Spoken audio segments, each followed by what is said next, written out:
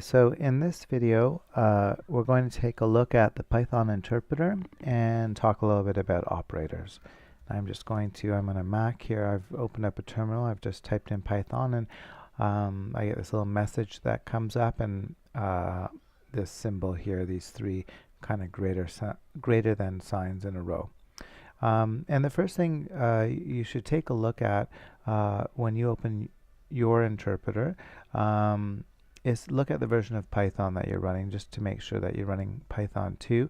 The newer version right now is Python 3. There's only a few small differences that are really relevant, but they're important differences, especially at first when you're getting started. They will make a big difference until you understand just a little bit about the language. So make sure you're running Python 2 if you're just getting started with these videos. So right here is these three greater than signs that I had mentioned. It's basically a prompt. It's telling us that it's waiting. Python, the interpreter, is waiting for us to type something in here at the line, and when I start typing, that's where the text appears. So I'll simply just type in 2 plus 2, and I'll hit enter, and Python kind of sends back to me, or types back for me, the number 4, of course, which is Python basically evaluating this arithmetic for us and telling us the answer.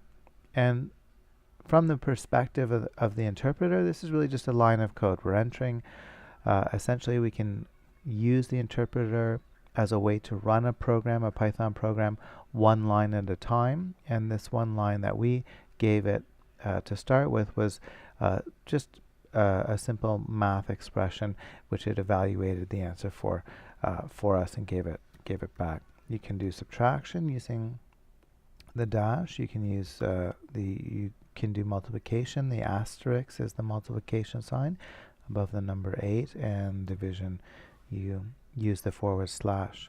Division, though, which we'll look at in the notes about types and variables, division can give you a lot of trouble in that it basically is dropping the decimal off. So if you asked for 2/3 or any other fraction that calculates to not a whole number, to a decimal number of some kind, then you'll notice that what Python ends up doing is, let's give it, well, I could do 2/2, which I already did, is 1, but if I go up to 3/2, which should be 1.5, we'll notice we're still at 1. And it isn't until we get up to the next whole number that we see that number. So it drops off the decimal for us, and that can really change your calculations. If you actually need to calculate properly, if you find yourself using the interpreter to do a little calculation, you need it to do division with that decimal point, and you just provide one of the numbers with a decimal point. Even if it's a decimal point 0, that changes things, and Python gives us the right answer.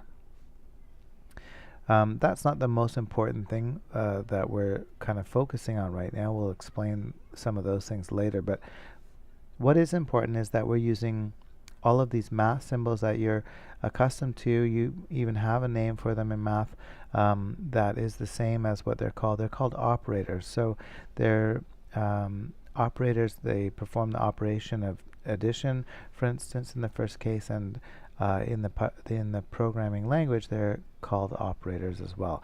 There's other operators in addition to these that we'll look at using later on.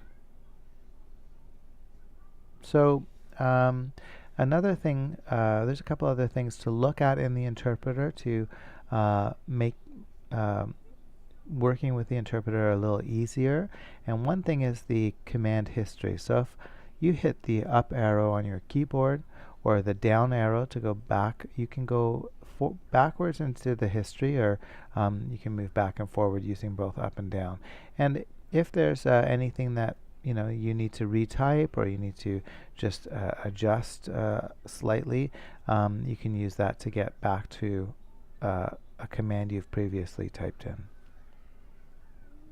There's also a help command, and quite often you typically pass in by using brackets the thing that you want help on, and we've just only been using, well, we've used numbers and operators, so we can maybe ask what the help is for the operator, which it didn't give us anything, unfortunately. So there are things that it doesn't give you help for, but you can just try it.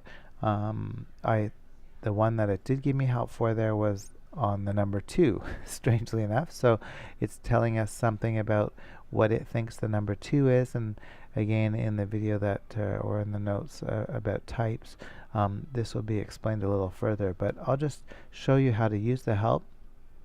I'm pressing the space bar, that's scrolling me forward. I can press the up arrow again and the down arrow to scroll back and forth. And I think actually the space bar is paging through it, which means one screen at a time. And you'll notice I can't really do anything else other than that unless I exit help, and I do that by hitting the letter Q. So that brings me back to my prompt, back to where I was typing things in the interpreter, one thing at a time, and having Python evaluate it. So those are the basic features of the interpreter. It pays to get used to using that command history, going back and forth, and also using the help, though there's other ways that you'll be able to get help information about Python. But right inside the interpreter is a handy one if you're using the interpreter and there's something you want to look up.